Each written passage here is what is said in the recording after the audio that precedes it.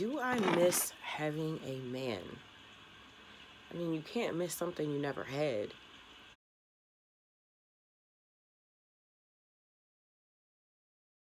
My husband and I were children when we got married. We were 18 years old. We stayed married for 20 years. But here's the thing. He and I trauma bonded. We had a lot of childhood trauma. A lot of unhealed childhood trauma.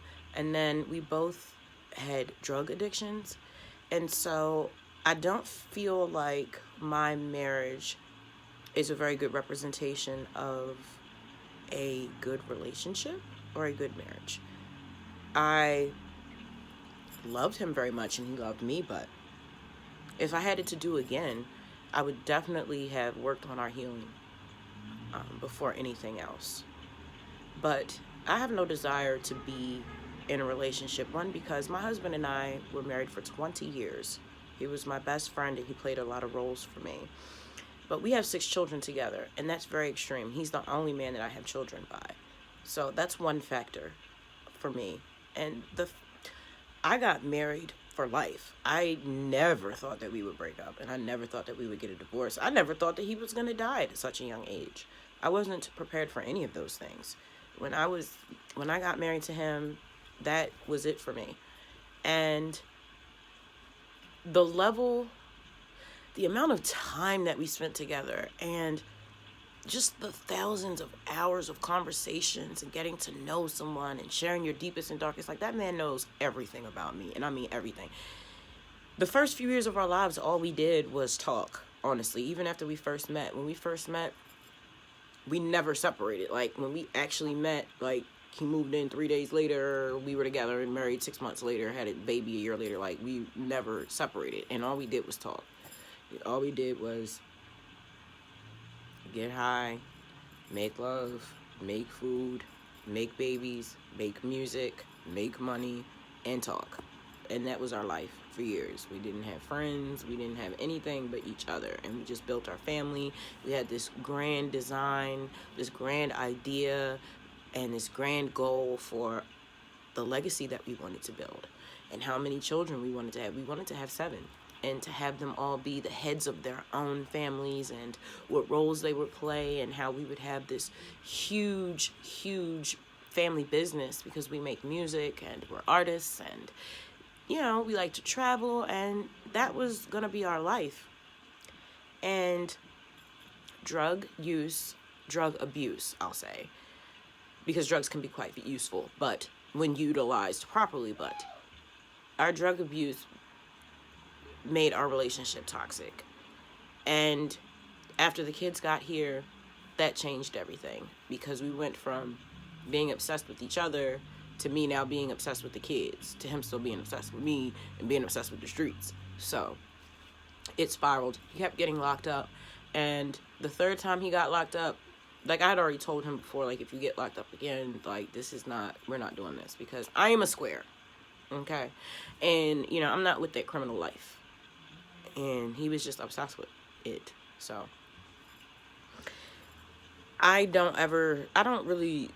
certainly not looking for a relationship. I have a lot of healing that I need to do, and so do my children, and I want to focus on them. There is an 8-year span in my life where I lost custody of my kids, and so that's a lot of missed time. And nothing that I do or say will ever make up for that, but I can certainly try. So it just feels wrong to me for me to put any effort into any other relationship that isn't my children, because they are still recovering from the effects of my bad decisions and their father's bad decisions. So I can see until they're about probably 25 or 30 me not even considering wanting to go and look for what. Like, there's nothing that I'm looking for that I can't find inside of myself. I fell in love with Ghost. That's their dad. I wasn't planning on it. I was planning on being a career woman, educating myself, traveling the world, and just being a boss. I never saw myself being a stay-at-home mom or being dependent on a man. And I don't want to, I never saw myself submitting to gender roles. Like, I turned into a whole different person when I met him, and I'm a whole different person now that he's gone, and I want to explore that. You know, I went from giving up for adoption. I don't know where I was the first 6 months of my life because I was adopted when I was 6 months old. So there's a gap there.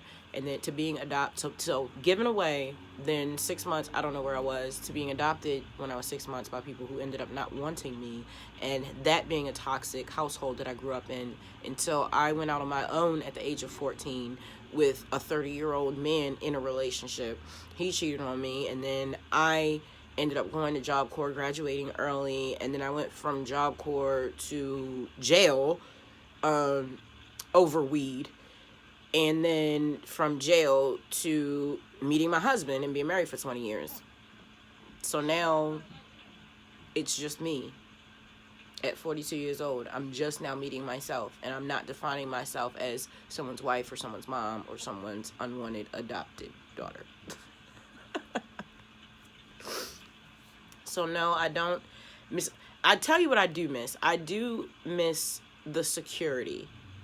But it was a false sense of security because all of anything that ever put our family at risk came from him. It was because of him anyway. So can't really say I miss the security because my sons are old enough that I feel secure with them here. But when it comes down to it, I'm the one that keeps the house secure.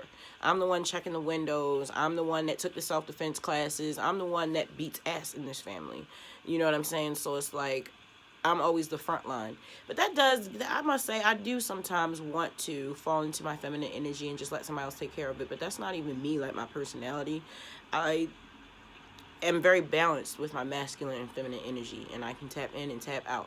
You know, I can turn into an animal or I can turn into a princess. It just all depends on what I need to do. But that is very exhausting.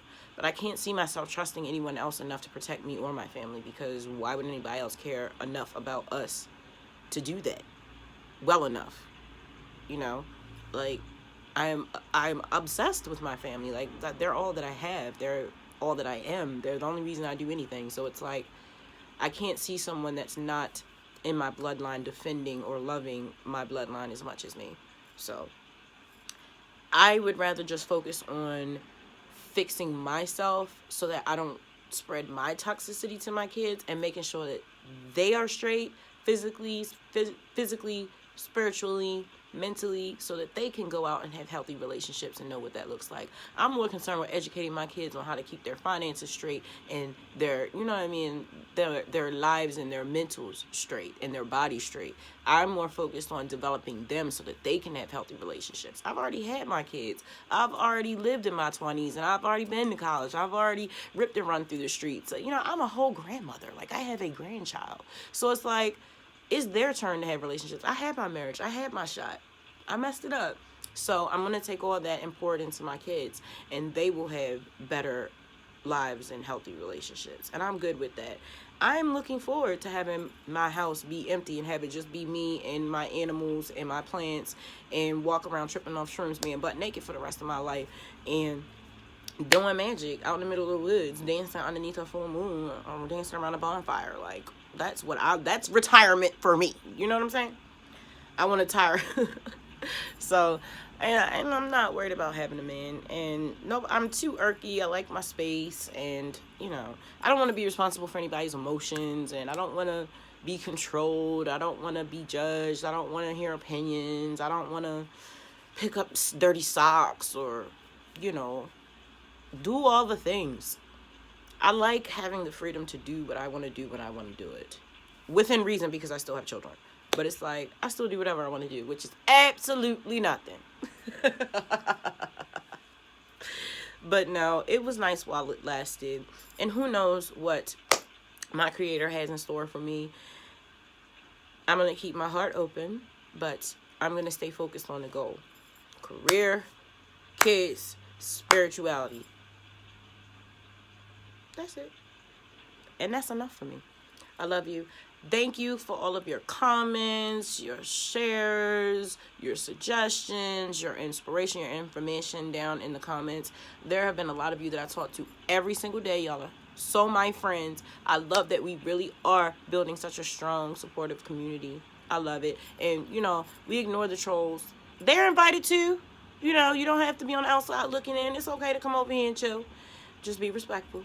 But I love you. Thank you for spending time with me in Fairy World, and I will catch you in the next episode. Peace. Have a great week.